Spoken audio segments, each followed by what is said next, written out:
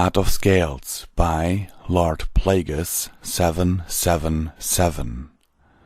Chapter 10. Remains. Interlude Secundus. The night sky hung over Canterlot Castle. Its place on the side of a mountain magnified the heavenly bodies to many times the size they would be seen from the lands below. The light from the moon drenched the ground with pale silver light. Bitter winds passed through the courtyard, but could not extinguish the emerald-green flames that remained in the royal hall after the rampage of a dragon. Pieces of marble and glass littered the floor, where there once used to be festivities and merriment. The entrance to the royal hall was left destroyed, leaving its large double doors in splinters, as if something large had broken through it with much force. Bright emerald-colored lights can be seen through the windows from outside. Embers from the fire were still alight, raging furiously, but remaining strictly within the confines of the building. Many of the medics stationed themselves at nearby venues, clearing the party tables and decorative sculptures to make room for tents where they treated the injured and distressed. As the news spread, there wasn't as many injured as they had expected. Most of the ponies that occupied the tents were only the paranoid that needed to absolutely make sure that there was nothing wrong with them, although they hadn't been even close to the actual danger. There were a limited number of tents and thus had to be cleared for the ponies with more serious injuries, ponies that had been unfortunate during the panicked mass evacuation of the premises. A few ponies stood in a line at the foot of the stairs. Their thin armor gave them the appearance less of that of the royal guard, yet they were soldiers. Nonetheless, they were ponies doing their service in Canterlot's military. They were stationed to bar any entrance into the area until the proper professional unicorns arrived to douse the dragon fire that rendered any ordinary fire-extinguishing means ineffective. To the one soldier stationed the closest to the stairs, it had been a particularly long night.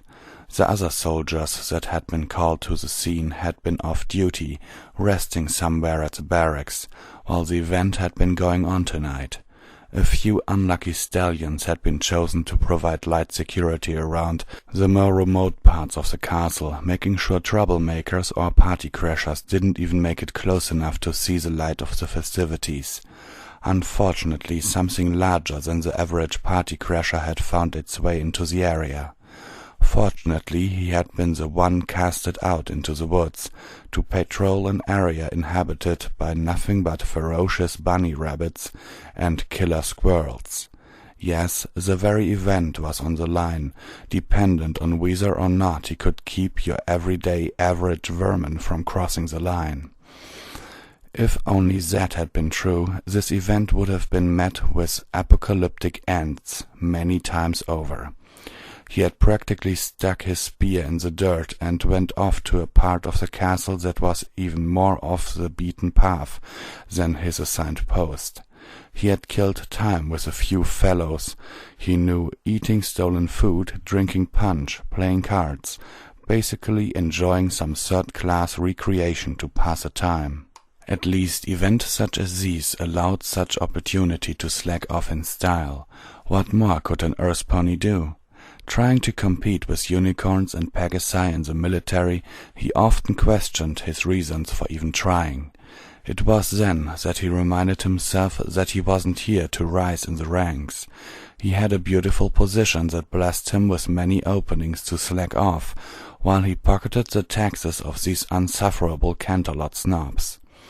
"In their faces," he would say to himself before being left with a relatively empty feeling. He found it hard to accept that he was just as mediocre as his light brown coat and his dark brown mane was common to a pony as average as he was. Tonight had slapped him back into the alertness. There was a sense of diligence that he had never had to utilize before. Something had actually gone wrong as he was slacking off. He had somewhat of a feeling. Somehow he knew. He had to leave early while in the middle of a get-together with a few of his friends in a moldy underground chamber at the flank end of the castle. This was because it was almost the time for his superior officer to come around his area and request to hear a report from him on how he was doing. He waited and waited, not allowing himself to fall to the temptation of the party he had just left. He had to wait until he was sure that his superior officer was convinced that he was doing his job and left to oversee his many other duties. He then would have plenty of time to go wherever he wanted. Little did he know that the next thing he was going to hear was that a dragon had ruined the fashion show and they needed every soldier they could find to control the crowds. The soldier let out a small sigh, hoping that no pony would berate him for doing so on the job. He had gone unnoticed. The years haven't done much to help, but nurture his sarcastic manner of thinking. He should, at least, be serious this one time tonight, instead of half-hearting it as he always did. Tonight had been the most eventful as far as his job as a soldier had been. Perhaps it was because of his attitude that he was never chosen for any sort of work that would lead to this possible promotion. However, tonight he might not have a choice. "Heads up!" the soldier heard his peers whisper to each other. It appears that there was some pony coming, a senior officer or a celebrity. Perhaps even the princess herself, come to the site of the destruction. The soldier craned his neck over the other guards, despite the fact they were all making an effort to stand straight.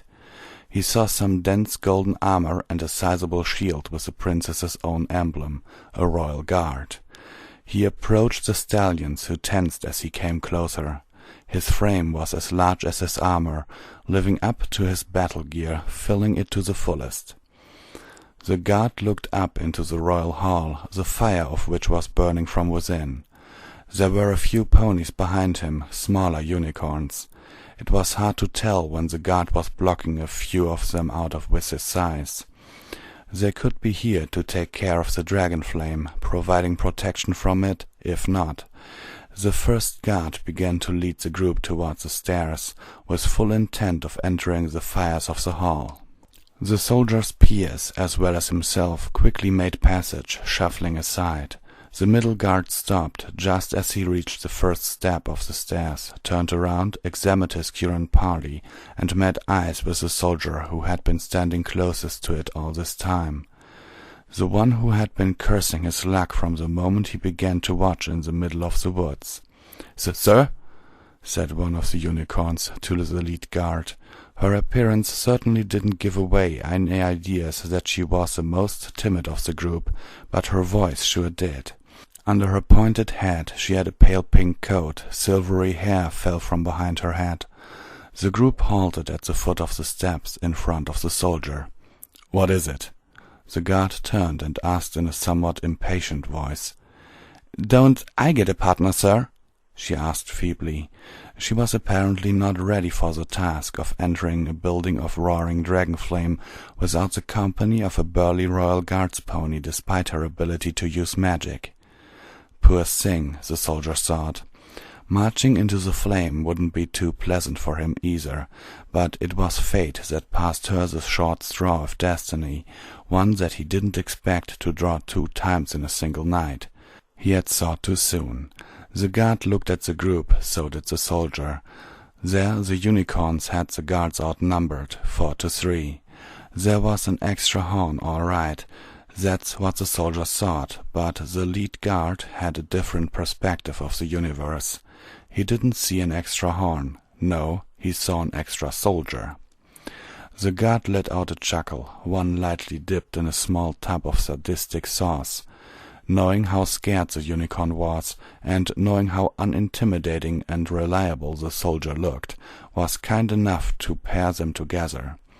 This meant that the soldier, too, would be joining them in their fiery expedition. "You can go with him." The guard pointed at the soldier, whose body stiffened at the guard's hoof being directed at him.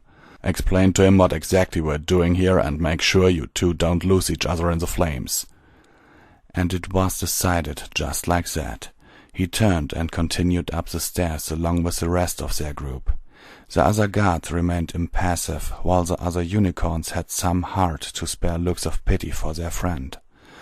The looks that the leftover unicorn received from her friends was combined and converted into one of utter pleading. She then turned to him and shot that look right into the soldier's eye sockets. Did he really have to go? The guard could have been joking when he told her to follow him, but the look she gave him was one he couldn't turn down. Before he knew it, he was taking his first steps up the staircase, while the unicorn meekly followed at his side. The group entered through the broken entrance and stepped into the royal hall. Immediately there was a wall of emerald-green flame barring their path. One of the guards and his partner immediately began to draw a spell circle on a fairly wide area of the floor, close but separate from the fire. The other two pairs began opening a passage through the flames and disappearing into them. The soldier, thinking that they shouldn't be standing there, watching the others get to work, looked to the unicorn for some sort of instruction. It took her a moment to get her words together before speaking. "We were called here to extinguish as much of the fire as possible." The unicorn continued to look toward the fire as she spoke. "Along with that, we're supposed to search for any ponies that might be trapped or injured and bring them to safety." She had told him what the job was, but she wasn't getting started. Was he supposed to lead the charge? He had no magic for this dragonfire, nor water, nor nothing. She seemed to have something on her mind that she needed to get off before starting the job. "Is something the matter?" the soldier asked. "It's just that I didn't mean to drag you into this when you asked for a partner." The unicorn sounded regretful. "I should have just kept quiet and gone by myself. An escort isn't mandatory after all." "Don't worry about me. It's part of my job to do as I'm told. You'll be better off with me than without me anyway." This was the complete opposite of what the soldier actually thought of himself. He was a slacker who did the exact opposite of what he was told most of the time. His presence in the party would certainly be a minus. However, he wasn't about to show that part of him here, in front of a mare that clearly needed his support. He gave her a nod, and she stepped up to the flame. Her horn lit, and the fire started to retreat into itself, making a narrow passage that went in their direction. It was slow, but it was safe, no matter how much it didn't look as such. He barely felt the fires that were merely a foot away from his face. He was protected somehow. They pushed their way through until the unicorn fell forward, breaking whatever magic that was shielding him from the flame. The soldier had just enough time to react and jump forwards before the narrow pathway became a swirling flame that almost swallowed him, erasing any traces of the passage. They had reached the end of the first wall of fire. From the looks of it, there was many more to come. The unicorn had tripped over a large rock that was difficult to spot in the flames.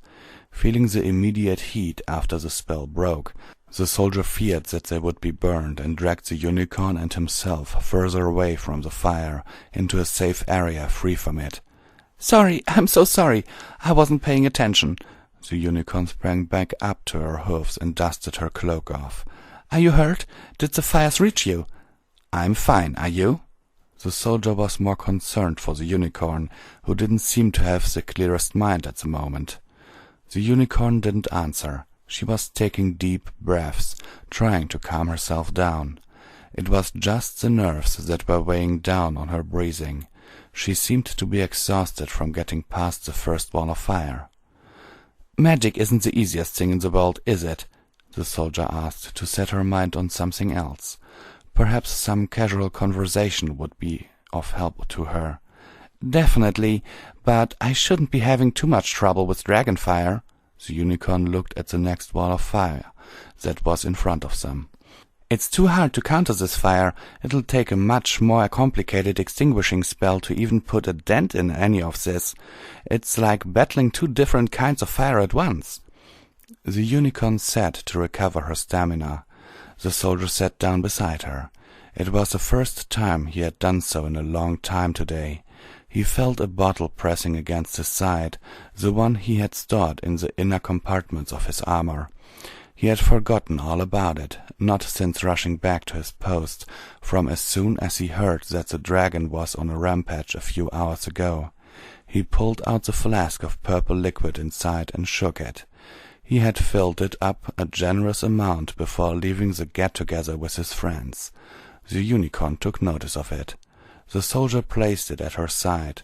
It took a few moments before she finally uncorked it and tasted it, coughing after mistakenly taking a large indulgence. "This is punch," she stated with another cough. "What did you expect?" the soldier asked with a puzzled look. "All the royal guards carried replenishing elixirs or some kind of mana-restoring potion." She sniffed the contents of the bottle as if double-checking to see if her senses were still normal. "I just assumed—" As a matter of fact, that bottle did use to hold some kind of potion of that sort.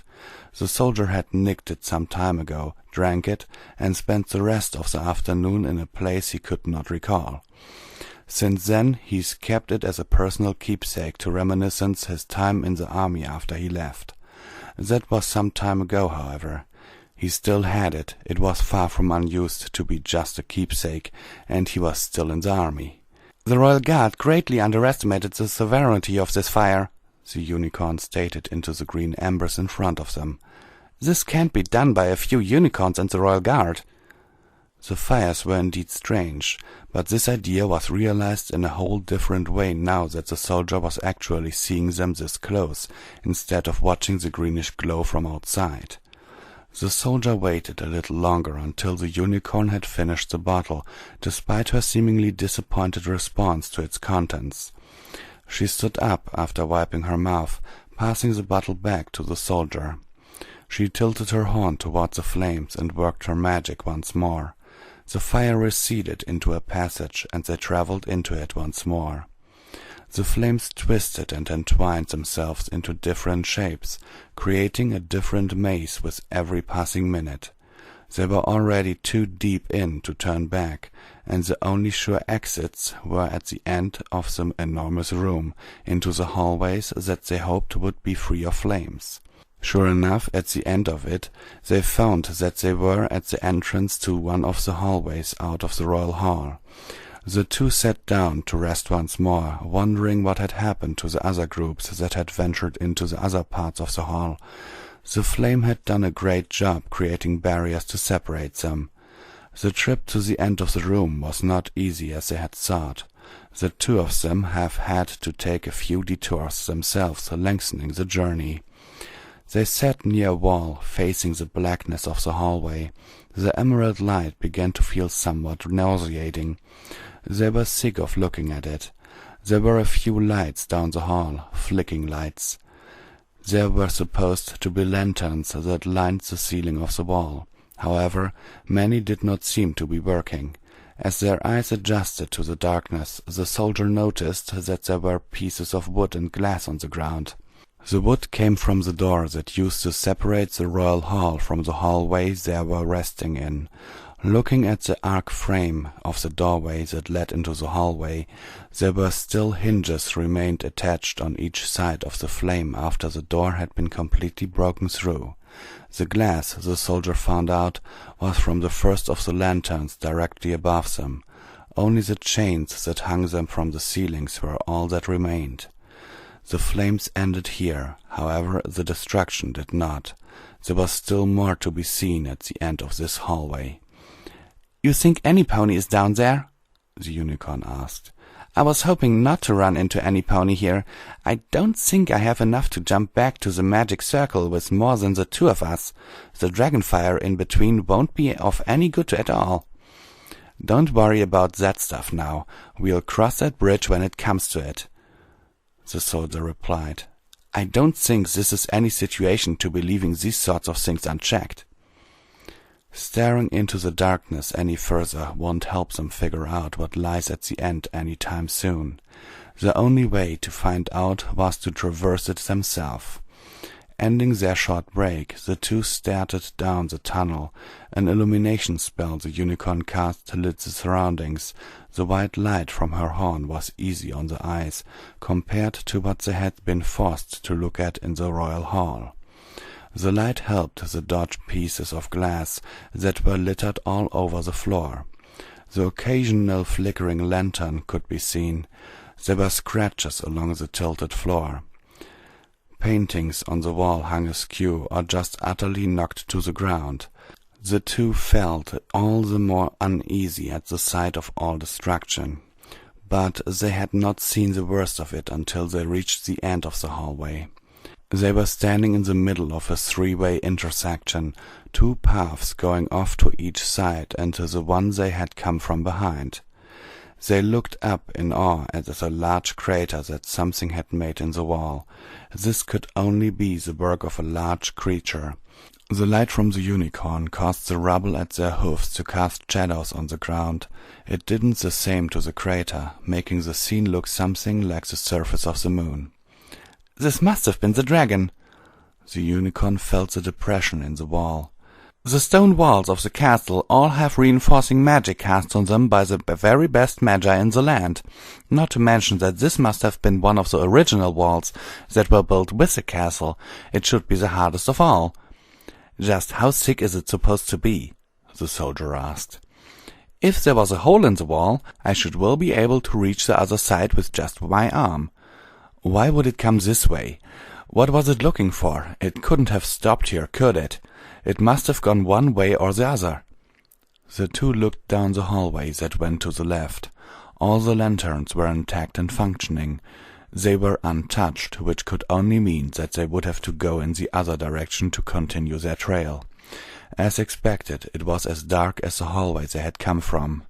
This was what they were seeking, was it not? However, they were both hesitant to keep going. This dragon's fire was no joke. It had caused a dent in stone strengthened by reinforced magic. What was it that they were going to find at the end? Who was to say that they wouldn't run into this powerful dragon in this narrow hallway? What could a near-spent unicorn and a slacker soldier do against it? What could they do to escape it? The soldier took those thoughts out of his head. The unicorn watched him, waiting for his thoughts on what they should do next. The dragon would have fled the scene already, wouldn't it? If it was chasing or looking for something, it would surely have found it by now, judging by how powerful it is by the traces left by it. If it's found what it wanted, why keep in the castle instead of returning to its home in the mountains? Surely, if its intention was one set of destruction, any creature of that sort would certainly have had its fill after what it's caused. Without knowing it, the soldier took a few steps into the darker hallway, as if it would allow him to see just a little further into it. His inkling had been incorrect. He needed the unicorn's light. He needed her to follow him. He turned back and gave her an inquiring look, as if asking if she wanted to venture into the unknown with him. Trusting his decision, the unicorn nodded and carefully followed behind. They once again walked through the black, watching for pieces of lantern remains on the floor. They turned corners twice. Soon they were able to see another light, apart from the unicorns. Not too far down the hall, the last room, the doors of which were open, a disturbingly familiar green light emitting from inside. The two quickened their pace, having found a sight of concern. Their fast walk became a gallop as they slid to a halt in front of the room, witnessing a scene inside. The doors here were broken as well, pieces of it at their hoofs. They were looking into a very large room. A large number of racks were against the wall. Dresses hung from hangers filled them. Some far enough from the flames were unharmed. The unfortunate ones that were closer had been singed or burned entirely. Tables were thrown aside, their organized array reduced to a disorganized mess as if something had plowed right through them.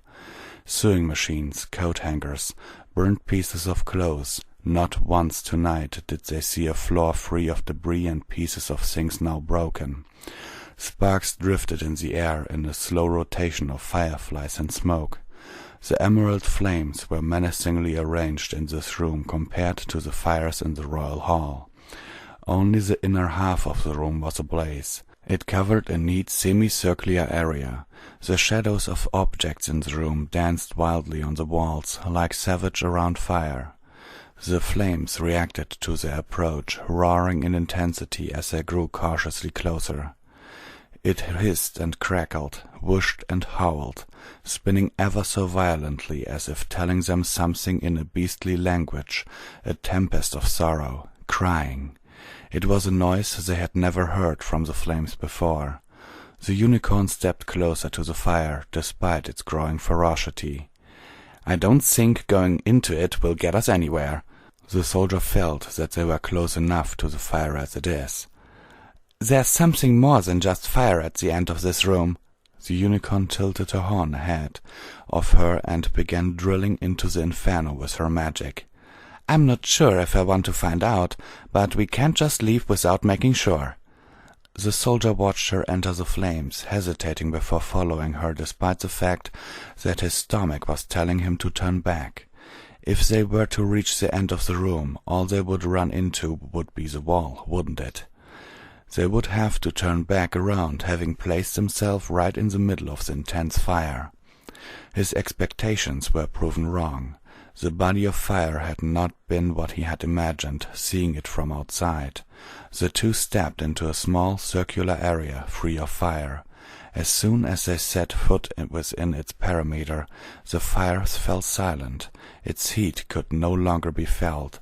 The smell of burning dragonfire was no more. The fires only existed visually in this small clearing. No sound, heat, or smell passed into it. The unicorn dropped her spell, confused at the circumstances of how she no longer was required to use it. However close this finding was to being the most startling, this wasn't the biggest surprise of their entire search. The soldier as well as the unicorn watched with their mouths open. There was a mare with a white coat and a disheveled purple mane in a singed, ruined pink dress, huddled in the center of the clearing, holding what seemed to be a mound of ashes to her chest. She slowly looked at them. Fresh tears covered her cheeks, spilling from her surprised eyes.